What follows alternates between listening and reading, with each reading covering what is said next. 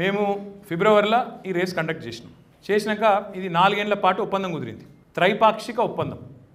Host సిటీగా హైదరాబాదు, అంటే మన గవర్నమెంట్ హెచ్ఎండిఏ మన వైపు నుంచి, ఇంకోవైపు ప్రైవేట్ స్పాన్సర్గా గ్రీన్కో కంపెనీకి సంబంధించిన ఏఎస్ అర్బన్ అనే కంపెనీ, ఇంకోటి FIA అంటే ఆ ఫార్ములా ఈ నిర్వాహకులు, ముగ్గురు మధ్యన ట్రైపార్టైట్ అగ్రిమెంట్, త్రైపాక్షిక ఒప్పందం కుదిరింది. అయితే ఈ ప్రమోటర్ ఎవరైతే ఉన్నారో స్పాన్సర్, ఆ గ్రీన్కో కంపెనీకి సంబంధించిన ఆయన ఏమన్నాడంటే, మీ ప్రభుత్వానికి ఏమో లాభం వచ్చింది కానీ, మీ హైదరాబాద్కి మంచి పేరే వచ్చింది కానీ, నేను అనుకున్నంత ప్రచారం నాకు రాలేదు. 100 కోట్లు ఖర్చు పెట్టిన నేను, నాకు పడతలు కాలేదు అన్నాడు ఆయన. నాకు పడతలు కాలేదు, నాకు వర్కౌట్ కాలేదు, నేను రాను బాస్, నెక్స్ట్ ఇయర్ నేను రాను, నేను చేయ అన్నాడు. ఆయన బ్యాక్అవుట్ అయిపోయి నేను ఈ త్రైపాక్షిక ఒప్పందం నుంచి నేను తప్పుకుంటున్నా అని వాళ్ళకు మెసేజ్ ఇచ్చిండు. ఇక్కడ ఒక ఇంపార్టెంట్ పాయింట్ ఏంటంటే, గ్రీన్కో అనే కంపెనీ తప్పుకున్నదే మాకు పైసలు రాలేదని, మాకు పడతలు రాలేదని తప్పుకున్నారు. ఇక పడతలు కాకపోతే వాళ్ళు నాకు పైసలు ఇచ్చింది లేదు, నేను వాళ్ళకి ఇచ్చింది లేదు, కరప్షన్ లేదు, మన్ను లేదు, మశానం లేదు. Number 1 point. వాళ్ళు తప్పుకున్నాక జూన్ జూలైలో వాళ్ళు మా సెక్రటరీ నన్ను అడిగిండు. అప్పుడు అరవింద్ కుమార్ గారే మున్సిపల్ సెక్రటరీ, ఆయననే హెచ్ఎండిఏ కమిషనర్ ఉండే.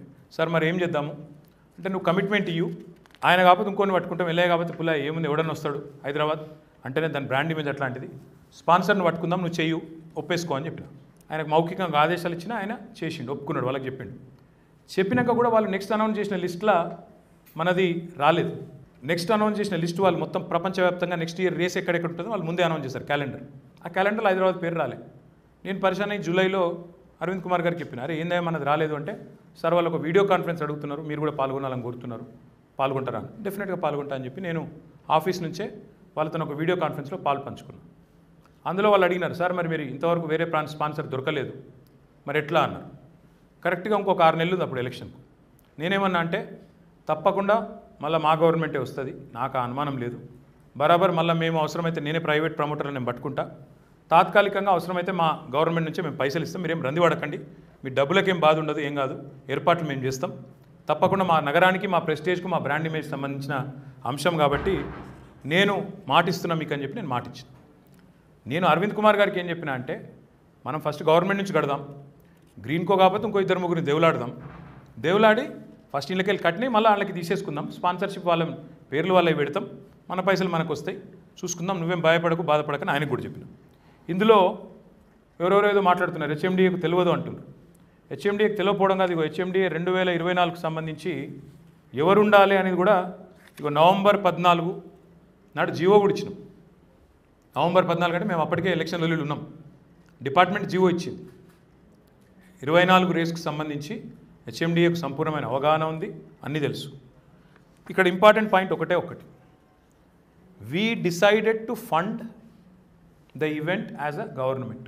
ఎట్లయితే కామన్వెల్త్కు 70,000 కోట్లు పెట్టిరో, ఎట్లయితే వేరే ఈవెంట్లకు 1,700 కోట్లు, 100 కోట్లు, ఆఖరికి మన హైదరాబాద్ ఆఫ్రివేషన్ గేమ్స్కి అప్పుడు 2003లో 103 కోట్లు ఖర్చు పెట్టినరో, హైదరాబాద్ బ్రాండ్ ఇమేజ్ పెంచడానికి, హైదరాబాద్ని బాగా మనం ఆ ప్రపంచ పటంలోంచి ఆ రేస్ సర్కిట్లకి వెళ్ళి పోకుండా ఈవీలలో మొబిలిటీ వ్యాలీలో టాప్ ఛాంపియన్ చేయడానికి ఓ 55 కోట్లు అర్జెంట్ కట్టాలంటే కట్టినాం.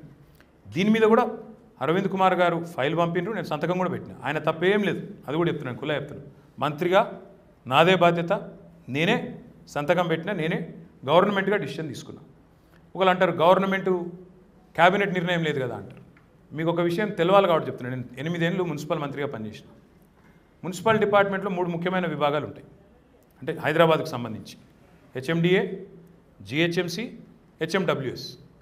మేము కామన్గా చేసేది ఏంటంటే, అప్పుడప్పుడు జిహెచ్ఎంసీలో పైసలు ఉన్నాయి, అప్పుడప్పుడు హెచ్ఎండబ్ల్యూఎస్లో పైసలు ఉన్నాయి. హెచ్ఎండిఏకి ఫోన్ చేసి నేను అటు పైసలు పంపగా కొంత ఆడ కొద్దిగా కిల్లత్ ఉంది, మళ్ళీ వచ్చినాక అడ్జస్ట్ చేసుకుందామని చెప్పి అట్లా ఇంటర్నల్ అడ్జస్ట్మెంట్ రెగ్యులర్గా చేసుకుంటాం. నేనే కాదు, ఇప్పుడున్న ప్రభుత్వం కూడా చేస్తుంటుంది, అన్ని డిపార్ట్మెంట్లు చేస్తాయి. ఏ డిపార్ట్మెంట్కి ఆ డిపార్ట్మెంట్లో ఉండే కార్పొరేషన్లు విత్ ఇన్ ద డిపార్ట్మెంట్. ఇప్పుడు మీ ఇంట్లో, ఇప్పుడు మీ సంసారంలో మీరు చేసుకోరా, ఇప్పుడు మీ భార్య అకౌంట్లో పైసలు మీ అకౌంట్లో లేవు, ఏం చేయాలి? పైసలు కావాలి, దీనికో కట్టాలి, కొద్దిగా ట్రాన్స్ఫర్ చేయంటే చేస్తారు. అట్లా ఇది కూడా అడ్జస్ట్మెంట్ చేస్తాం. హెచ్ఎండిఏకు సర్వస్వతంత్రమైన బోర్డు ఉంటుంది. చాలామంది తెలియక మాట్లాడుతున్నారు, క్యాబినెట్ డిసిషన్ లేదా, మీకు ఫైనాన్స్ క్లియరెన్స్ ఉందా? HMDA is an independent board, independent agency. దాని chairman CM, vice chairman municipal minister, దాని member secretary MD, metropolitan commissioner, MD ఉంటారు, కమిషనర్ ఉంటారు. అరవింద్ కుమార్ గారిని నేను ఇన్స్ట్రక్షన్ ఇస్తేనే ఆయన హెచ్ఎండిఏ నుంచి అక్టోబర్ 8, 9 నాకు యాదగిరి కరెక్ట్ కానీ ఫస్ట్ వీక్ అప్పటికి ఎలక్షన్లో స్టార్ట్ అయింది. కాబట్టి నేను ఆదేశం ఇచ్చిన డబ్బులు ట్రాన్స్ఫర్ చేయని చెప్పినా మనం ఈవెంట్ మనం కాపాడుకోవాలి, మన సిటీ ఇమేజ్ దెబ్బతినొద్దు, మన బ్రాండ్ ఇమేజ్ దెబ్బతినొద్దు, మన తెలంగాణ పేరు చెడిపోవద్దు. నువ్వు కట్టు నేను దేవులాడితే నీకెందుకు, నేను 100 కోట్ల మంది స్పాన్సర్లు నేను మా వాటికి వస్తే నాకు అది తెలివి ఉంది అని చెప్పి నేను ఆయనతో కట్టిపించిన సంతకం కూడా పెట్టాను నేను ఫైల్. హెచ్ఎండిఏ కాబట్టి మాకు క్యాబినెట్ అప్రూవల్ అవసరం లేదు, ఫైనాన్స్ డిపార్ట్మెంట్ డబ్బులు తీసుకోవట్లేదు కాబట్టి ప్రభుత్వ పర్మిషన్ కూడా మాకు అవసరం లేదు.